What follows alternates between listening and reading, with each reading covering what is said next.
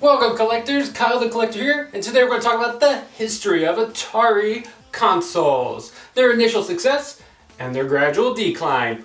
Where did they go wrong? Let's take a look. Okay, there were many great games that came out for Atari in the late 70s and early 80s. Many of these games are known as classics, but in 1983, E.T. came out and there was the crash of the video games. In 1977, VCS came out, called Sixers by fans because of the 6 switches, to distinguish it from a 4-switch version coming out in 1980. Okay, the other 2 switches were moved to the back of this particular console. Eventually, in 1982, an all-black version came out, and it had the name 2600 on it. It's known as the Darth Vader version for being all black. I am your Atari.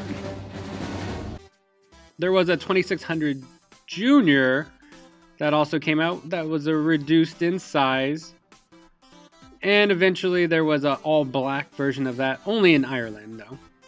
Okay, we've seen Atari Flashbacks for many years, so they kind of started this whole mini console trend with games already pre-loaded onto the console and no way to put a cartridge in. They've also done some portable Atari Flashback systems with games already loaded onto those, but I like cartridges, so I would like to use the Hyperkin Retron 77 to be able to attach to a modern TV. Here's a Key Games prototype of an orange rainbow colored 2600 that was never released. And then the 2700 version was an unreleased prototype as well, and it had wireless controllers. So way ahead of its time, because now tons of controllers are wireless. You would store those wireless controllers in a area towards the back of the console so that you could safely store them away and not lose those. Okay, but that never came out. Eventually, there was a 2800. It's a Japanese update of the 2600.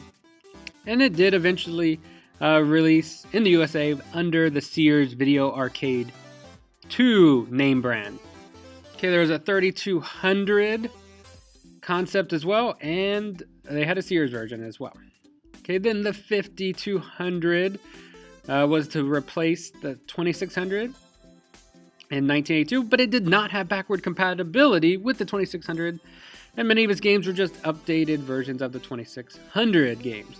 So they did have storage in the back, and then eventually there was a 5100 console or a 5200 Junior that did not have the storage in the back.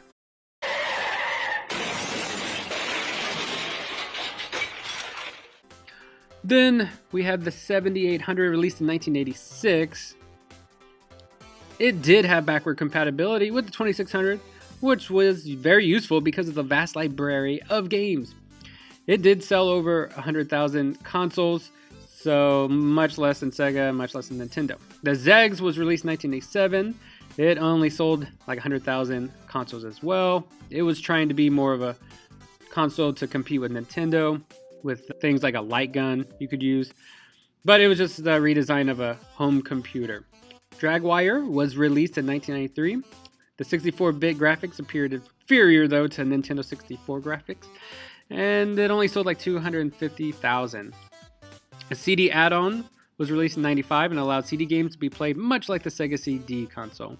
Eventually, the molding for the Jaguar console was repurposed for a dental tool called Imagine Hot Rod. Okay. An Atari Jaguar Duo was a prototype that combined the Jaguar and Jaguar CD in one console. It was never released though, and there was a Jaguar virtual reality headset. It was planned to be released in 1995, but it never did. I'm not sure how far they were in the development stage with that, so that would have been cool if it did release though. There was an Atari Panther that was supposed to be a 32-bit console, but it also was never released. And here are some specs over what it was going to be like. Now, they love the Wildcat name, so here's a Atari Lynx. Portable console released in 1989. And you could flip it upside down to if you're left-handed or right-handed, so that was kind of cool. In 1991, a Lynx 2 was released, had some improvements. It was an updated version, but not a next-generation console. And the Lynx did okay. It sold around 3 million consoles. The Atari VCS will be the next Atari console, and eventually will come out in the future, possibly in 2020. And that is the history of Atari consoles. So, in my opinion, Atari just made way too many consoles, much like what Sega did. It confused the consumers, they didn't know which one to buy, why it was worth the price that was being asked, and in the end, even with some good games on the 2600, that wasn't enough. The reputation of Atari fell apart, and no one wanted to buy them anymore. So the sales definitely dwindled over the years to where they could not make a profit. Thank you for watching this video about the history of Atari consoles. Uh-oh, I don't feel so good. What happened? Ha ha ha ha. Oh no, I have gone Atari too.